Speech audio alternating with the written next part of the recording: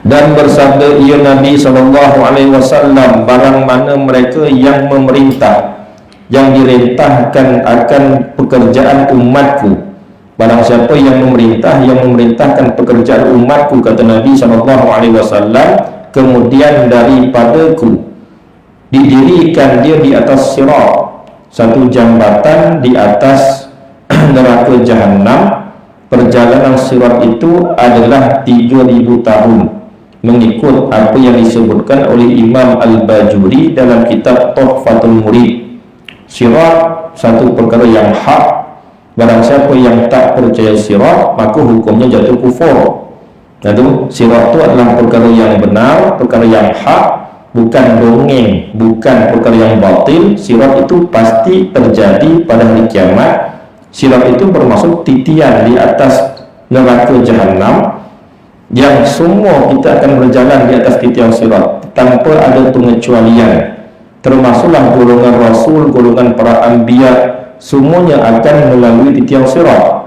Apatah lagi mereka yang dijanjikan syurga tanpa hisab, semuanya akan lalu titian sirat.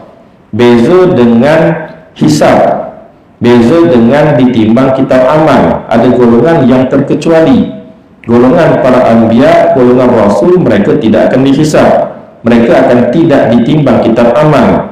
Begitu juga golongan yang dijanjikan syurga tanpa hisab, seperti Sayyidina Abu Bakar As-Siddiq, Sayyidina Khulafa'ur Rasyidin dan sebagainya. Mereka tidak akan melalui proses hisab kerana mereka dijanjikan masuk syurga tanpa hisab.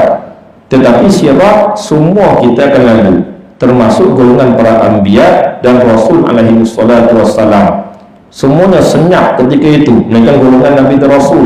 Mereka berdoa kepada Allah, Allahumma sallim sallim, ya Allah selamatkanlah, selamatkanlah, sejahterakanlah. Jadi sirat itu pendapat yang masyhur di sisi kita Ahlussunnah wal Jamaah, satu titian yang halus daripada sehelai rambut dan lebih tajam daripada mata pedang. Perjalanannya daripada hujung ke hujung memakan masa selama 3000 tahun. 1000 tahun mendaki, 1000 tahun menurun, dan 1000 tahun mendatang. Ini yang disifatkan sifat sirat itu oleh sebahagian para ulama. Jadi orang yang memerintah, yang mentadbir pekerjaan umatku daripada kalangan muslimin, kemudian daripada aku didirikan dia di atas sirat dan dibuka oleh malaikat akan suratannya. Malaikat akan buka kitab amalan dia.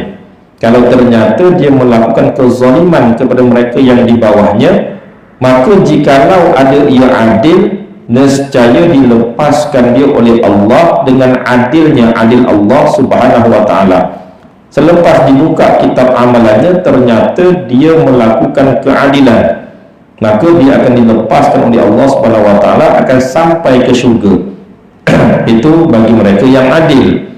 Dan jikalau anaya ia, kalau dia melakukan kezaliman, nescaya direntap dengan dia oleh sirat sekali rentap dan menggincirkan antara segala sendi-sendinya.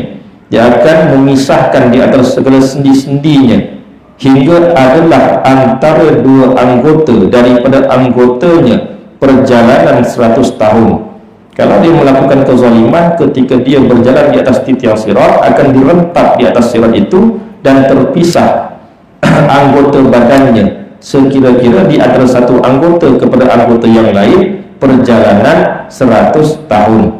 Ini payah kita nak gambarkan, tapi itulah betapa dahsyatnya janji siksa yang dijanjikan oleh Nabi SAW terhadap mereka yang melakukan kezaliman terhadap urusan kaum muslimin. Kemudian terjeluh dengan dia oleh sirat, maka awal barang yang ditahankan dengan dia akan api neraka itu hidungnya dan mukanya. Kemudian dia akan jatuh masuk dalam api neraka Jahannam. Maka anggota yang paling awal yang akan dibaham oleh api neraka Jahannam, mukanya dan hidungnya.